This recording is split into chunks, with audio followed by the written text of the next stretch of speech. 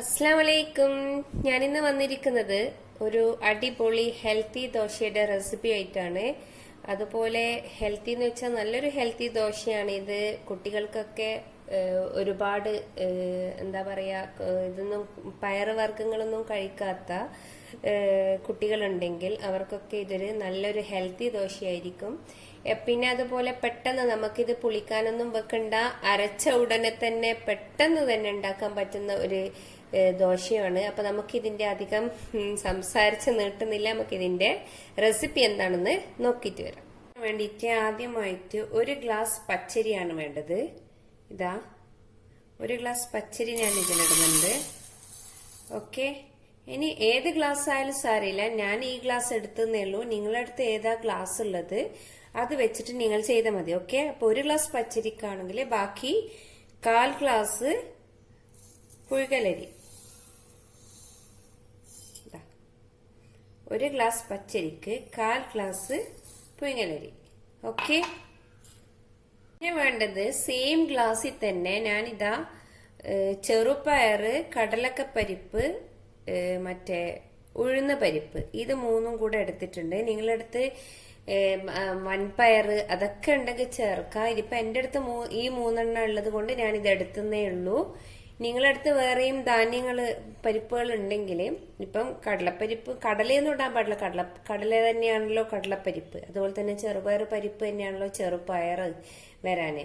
അപ്പൊ അതല്ല, അല്ലാത്ത വൻപയർ അങ്ങനത്തെ എല്ലാം ഉണ്ടാവൂലേ, അതൊക്കെ ഉണ്ടെങ്കിൽ നിങ്ങള് അതും കൂടെ ഇടാം. അപ്പൊ ഒരു ഗ്ലാസ് കണക്കാക്കിയിട്ട് ഞാൻ ഈ 3 എടുത്തിട്ടുണ്ട്. വൻപയറൊക്കെ ഉണ്ടെങ്കിൽ നിങ്ങൾ അതും ഇടാം. ഓക്കെ, ഇതാ 3. ഓക്കെ, ചെറുപയർ, കടലപ്പരിപ്പ്, ഉഴുന്ന് പരിപ്പ്, ഇത് 3ആണ് ഞാൻ എടുത്തിരിക്കുന്നത്. പിന്നെ അതുപോലെ തന്നെ ഒരു ഗ്ലാസ് പച്ചരി, 1/4 ഗ്ലാസ് പുഴുകലരി, പിന്നെ അതുപോലെ ഒരു 3-4 വറ്റൽമുളക്. ഇതെല്ലാം കൂടിയിട്ട് ഞാനിപ്പം ഓൾറെഡി അരച്ച് വെച്ചിട്ടുണ്ട്. ഇത് നിങ്ങൾക്ക് കാണിക്കാൻ വേണ്ടി വേറെ തന്നെ എടുത്തിട്ട്, അപ്പൊ എനിക്ക് ഇത് അരിന്റെ കൂടെ ഇടാൻ പാടില്ലാത്തത് കൊണ്ടാണ് ഞാൻ ഇത് സെപ്പറേറ്റ് കാണിക്കുന്നത്. ഓക്കെ, അപ്പൊ അരിയും ഈ ധാന്യങ്ങളും എല്ലാം കൂടി നിങ്ങൾ എന്ത് ചെയ്യാനേ, നിങ്ങൾക്ക് രാവിലെ ഉണ്ടാക്കാൻ വേണമെങ്കിൽ നിങ്ങൾ രാത്രി തന്നെ ഇതൊക്കെ ഒന്ന് വെള്ളത്തിലിടാം. ഈ വറ്റൽമുളകും കൂടെ അതിലിട്ട് കൊടുക്കണം, കാരണം എല്ലാം കൂടെ ഒരുമിച്ച് അരക്കുന്നതാണ്. അങ്ങനെ ഇപ്പൊ രാത്രി നിങ്ങൾക്ക് ഉണ്ടാക്കുന്നതാണെങ്കിൽ രാവിലെ ഇതുപോലെ വെള്ളത്തിലിട്ട് വെച്ചിട്ട്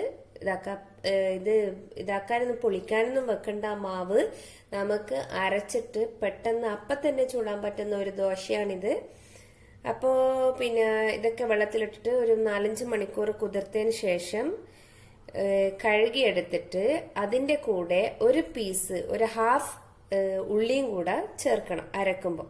ഇനി ഇതാ ഞാൻ ഓൾറെഡി ഇത് അരച്ച് വെച്ചതാണ്, പിന്നെ അതുകൊണ്ടാണ് നിങ്ങൾക്ക് ഞാനത് കാണിച്ചു തന്നത്. അതിന്റെ കൂടെ അരക്കുമ്പോൾ എന്ത് ചെയ്യണം, നിങ്ങളൊരു ചെറിയൊരു ഉള്ളിയും കൂടെ ചേർത്തിട്ട് വേണം അരക്കാൻ. ഈ ധാന്യങ്ങളും അരിയും എല്ലാം കൂടെ അരക്കുമ്പോൾ ഒരു ചെറിയ ഉള്ളി എടുത്തിട്ട് അതും കൂടെ അതിൽ ചേർത്തിട്ട് വേണം അരച്ചെടുക്കാൻ. അങ്ങനെ അരച്ചെടുത്ത മാവാണിത്. ഓക്കെ, ഇതില് നമ്മള് എന്ത് ചെയ്യണോ, കായപ്പൊടി ചേർത്ത് കൊടുക്കണം. ഒരു 1/4 ടീസ്പൂൺ അത്ര മതി.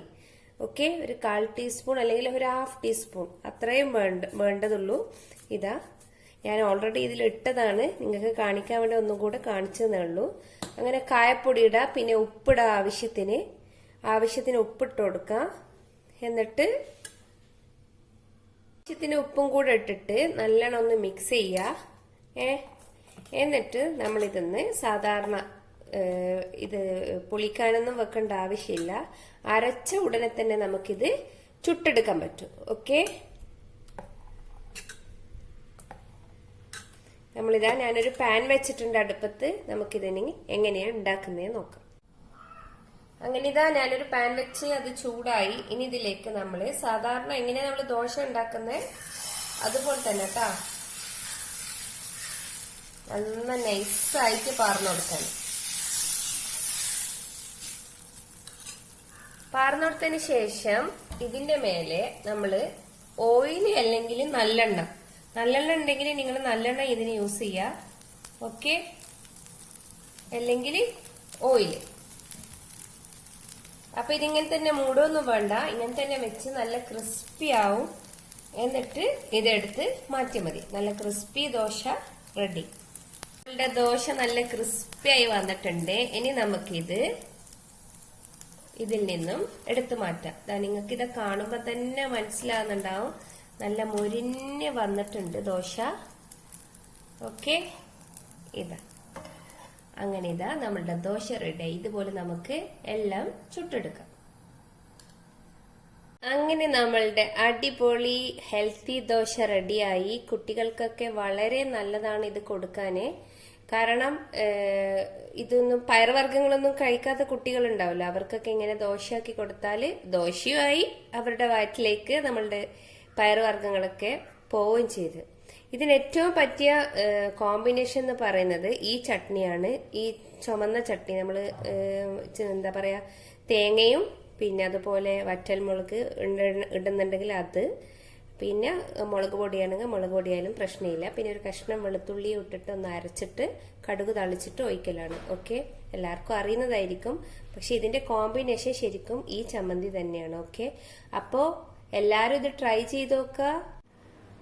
അപ്പൊ എല്ലാവർക്കും ഇത് ഇഷ്ടമായിട്ടുണ്ടാവുമെന്ന് വിചാരിക്കുന്നു. അതുപോലെ നല്ല ക്രിസ്പിയാണ് കേട്ടാ. ഇതാ നിങ്ങൾക്ക് ഇത് എടുക്കുമ്പോ തന്നെ നല്ല സൗണ്ട് വരുന്നുണ്ടാ. ഓക്കെ, നല്ല ക്രിസ്പി ദോശയുമാണ്. നല്ല അതുപോലെ ഒരു കാര്യം എന്ന് വെച്ചാല് ഇത് ഉണ്ടാക്കുമ്പോ അപ്പം തിന്നാനിരിക്കണം, അല്ലാതെ ഇത് ഉണ്ടാക്കി വെച്ചിട്ട് ഒരിക്കലും തിന്നരുത്. അപ്പൊ ഇതിന്റെ ടേസ്റ്റ് ഉണ്ടാവില്ല. അത് ആദ്യമേ പറയുന്നുണ്ട്. നമ്മള് മറ്റേ ഉഴുന്ന ദോശയൊക്കെ അങ്ങനെയല്ലേ, ഉഴുന്ന ദോശ ഞാനും അങ്ങനെ തന്നെയാണ്. ആള് ഇരുന്നാലേ ഞാൻ ഉണ്ടാക്കാൻ നിൽക്കുള്ളൂ. നല്ല ക്രിസ്പി ആയി കിട്ടണമെങ്കിൽ അങ്ങനെയാ ചെയ്യാൻ പറ്റുള്ളൂ. അപ്പൊ എല്ലാരും ഇത് ട്രൈ ചെയ്ത് നോക്കുക. പിന്നെ അതുപോലെ വീഡിയോ ഇഷ്ടമായിട്ടുണ്ടെങ്കിൽ ലൈക്ക് ചെയ്യുക, ഷെയർ ചെയ്യുക. ഇതുവരെ സബ്സ്ക്രൈബ് ചെയ്യാത്തവരുണ്ടെങ്കിൽ അതും കൂടെ ഒന്ന് ചെയ്യുക. അപ്പോൾ നെക്സ്റ്റ് നല്ലൊരു വീഡിയോ ആയിട്ട് വരുന്നത് വരെ മസ്സലാമ.